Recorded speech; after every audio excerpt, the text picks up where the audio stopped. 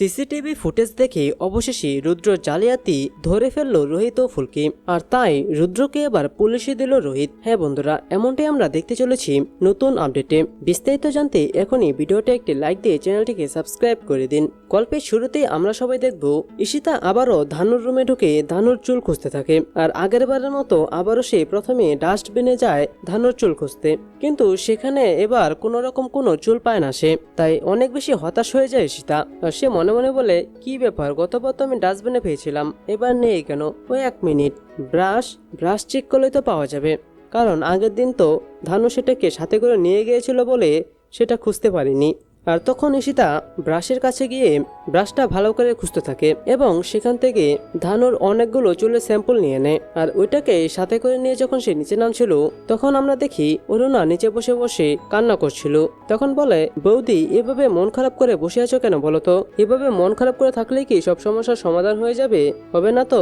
আমি বলি কি, তুমি একবার রোহিত বা ফুলকি দুজনের একজনের সাথে কথা বলে দেখো, আর ওরা যদি সত্যি ভাই বোন হয়ে থাকে তাহলে তো কথা বলতেই হবে। আর তখন অরুণা বলে, কি কথা বলবো?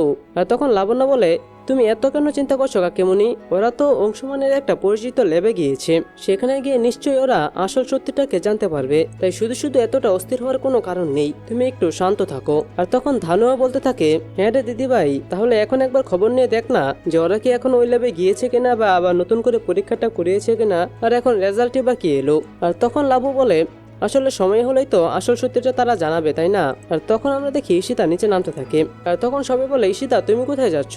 তখন ঈশিতা বলে, আমি যাচ্ছি শিবের মাথায় জল ঢালতে, কারণ তমাল তো আমার স্বামী, আর তাই আমি তার মঙ্গল কামনার জন্য এই কাজটা করছি, আমাকে কেউ বাধা দেবে না। আর তখন কাবেরী রেগে গিয়ে বলে, স্টপিস, এত নাটক না করলে হতো না? তুমি যাচ্ছ আমার ছেলের মঙ্গল কামনা করতে, আর সেটাও আমাকে বিশ্বাস করতে হবে?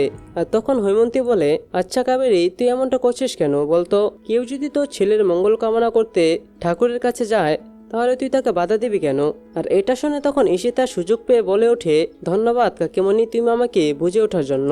আর তখন আমরা দেখি ঈশিতা চলে যায়। আর তখন হৈমন্তী কাবেরীকে বোঝাতে থাকে, কিন্তু কাবেরী বলে ওঠে, দিদিভাই, আমার ছেলেটাকে যেমন ঝিনুক ভালো করে তুলেছে, ঠিক তেমনি এই মেয়েটাও কিন্তু আমার ছেলেটাকে মারার চেষ্টা করেছে।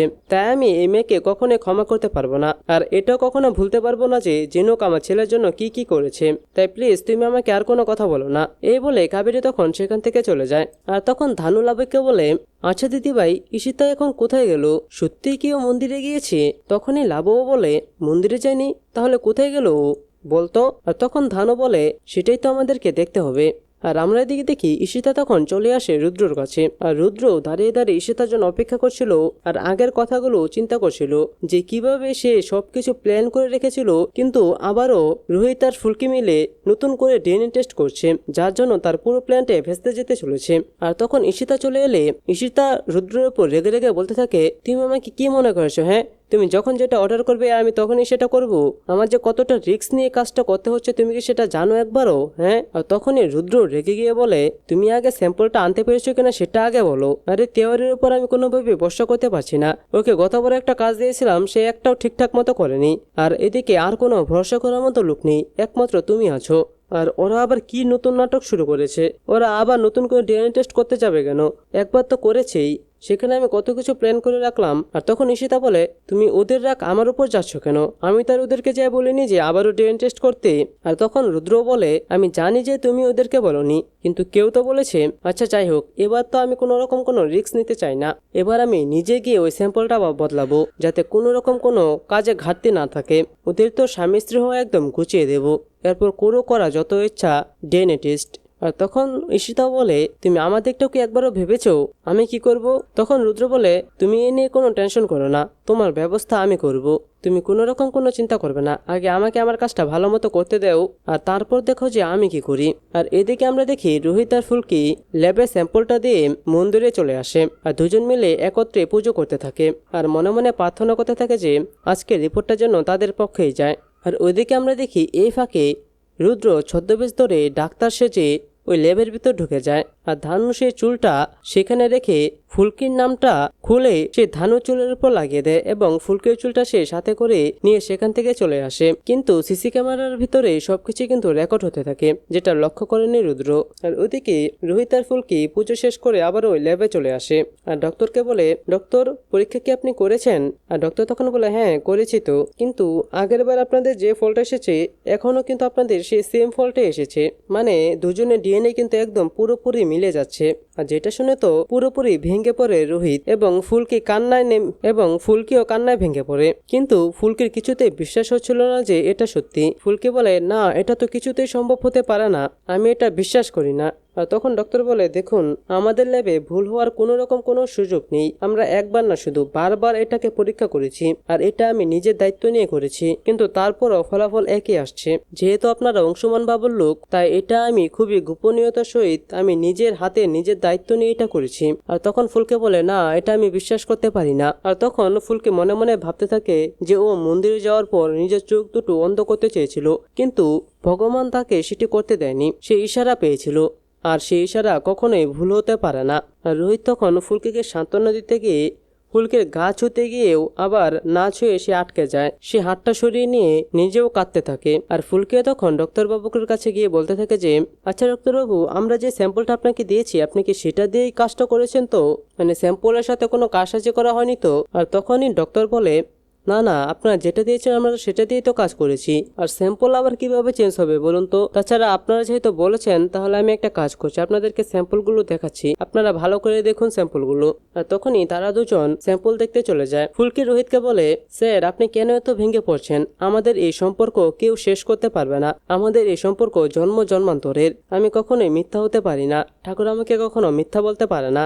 আর তখন আমরা দেখি রোহিত আর ফুলকির সামনে সেই স্যাম্পলটা নিয়ে আসা হয় আর তারা দুজন ওই চুলগুলো ভালো করে দেখতে থাকে। তখন দেখা যায় রোহিতের যে চুলটা ছিল সেটা একদম রোহিতের চুলের সাথে ম্যাচ করে যায়। আর তখন ফুলকি তার চুলটা ভালোভাবে লক্ষ্য করতে থাকে, কিন্তু কিছুক্ষণ পর ফুলকির মনে হয় যে এই চুলটা তো তার না। ফুলকি রোহিতকে বলে, স্যার দেখুন তো এই চুলটা কেমন যেন একটা লালচে রঙের, কিন্তু আমি তো আমার এই জীবনে কোনোদিন চুলে কালারই করিনি, তাহলে এই চুলের রং এলো কোথা থেকে? তখন রোহিত বলে, ঠিকই তো বলেছো তুমি, তুমি তো কখনো চুলে কোনোদিন কালার করনি, তাহলে এই চুলটা একবার রং এলো কি করে? তখনই ফুলকিও বলে ওঠে, ধানু দিদি, স্যার আমি যখন আজকে পুজো করছিলাম তখন শুনছিলাম যে ধানু দিদির চুল কালার নিয়ে কি যেন একটা কথা হচ্ছিল।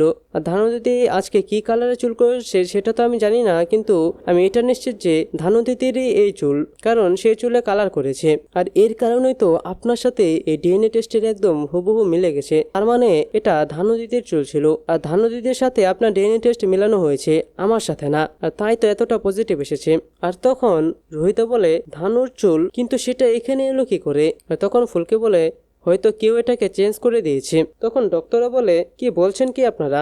আমার ল্যাবের ভিতর এত বড় একটা কাণ্ড হয়ে গেল, অথচ আমরা কিছুই জানতে পারলাম না, আর এটা চেঞ্জ হলো কিভাবে? তখন ফুলকি বলে, দেখেছেন স্যার, দেখেছেন ডক্টরবাবু, এখানে খুব বড় একটা ষড়যন্ত্র করা হচ্ছে, আর এই চুলটাকে তারা চেঞ্জ করে দিয়েছে। আর তখন রোহিত বলে ওঠে, দেখেছেন ডক্টরবাবু, ঠিক এই কারণে কিন্তু আমরা এই কাজটা এতটা সিক্রেটলি করতে বলেছিলাম, আর তারপরে কিন্তু একটা না একটা সমস্যা হয়েই গেল।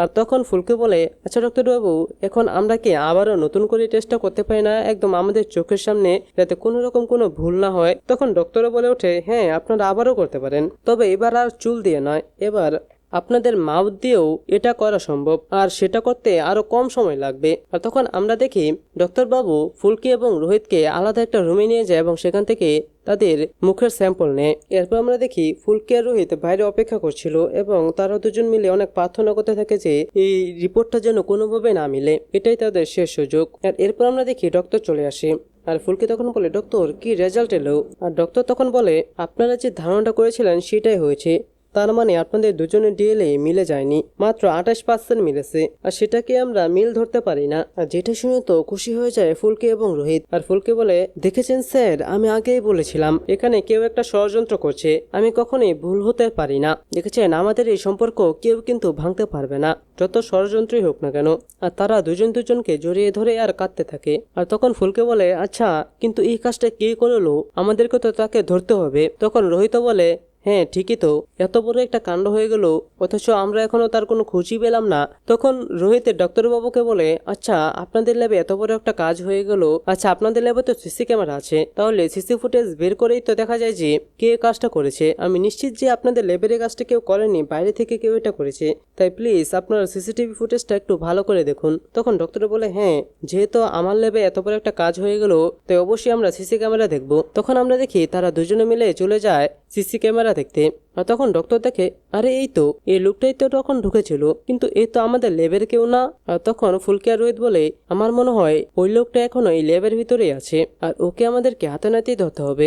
আর এরপর আমরা দেখি ফুলকি আর রোহিত লুকিয়ে লুকিয়ে সেই ল্যাবের ভিতর দাঁড়িয়ে থাকে। আর তারপর আরও একটি ফাঁদ পাতে যে আবারও ওদের ডিএনএ টেস্ট করা হবে। আর এরপর আমরা দেখি রুদ্রের কানেও সেই খবরটি পৌঁছে যায়। আর রুদ্র এটা শুনে আবারও রাগান্বিত হয়ে বলতে থাকে যে, উফ, আবারও ডিএনএ টেস্ট করবে, মানে এদের কি আর বিশ্বাস হচ্ছে না নাকি? এদেরকে নিয়ে এখন আমি কি করব? ওরা কেন বিশ্বাস করতে চাইছে না? যাক, এবার আমি নিজেকে ওই স্যাম্পলটা চেঞ্জ করে দিয়ে আসবো। আর এরপর আমরা দেখি আবারও রুদ্র ওই স্যাম্পলটা চেঞ্জ করতে এসে আবারও ধরা পড়ে যায় ফুলকি এবং রোহিতের কাছে। আর এরপর রুদ্রকে ধরে তো ডাইরেক্ট একটা চড় মারল রোহিত এবং তাকে উচিত শিক্ষা দিল। তো বন্ধুরা, এমনটাই আমরা দেখতে পারবো নতুন পর্বে। তো এই পর্বটি আপনাদের কেমন লাগলো? যদি ভালো লেগে থাকে তাহলে এখনই ভিডিওটা একটি লাইক দিয়ে দিন এবং আপনার মূল্যবান মতামতটি নিচে কমেন্ট করে জানিয়ে দিন। আর পরবর্তী আপডেট সবার আগে দেখতে চাইলে এখনই আমার এই চ্যানেলটিকে সাবস্ক্রাইব করে দিন। ধন্যবাদ সবাইকে।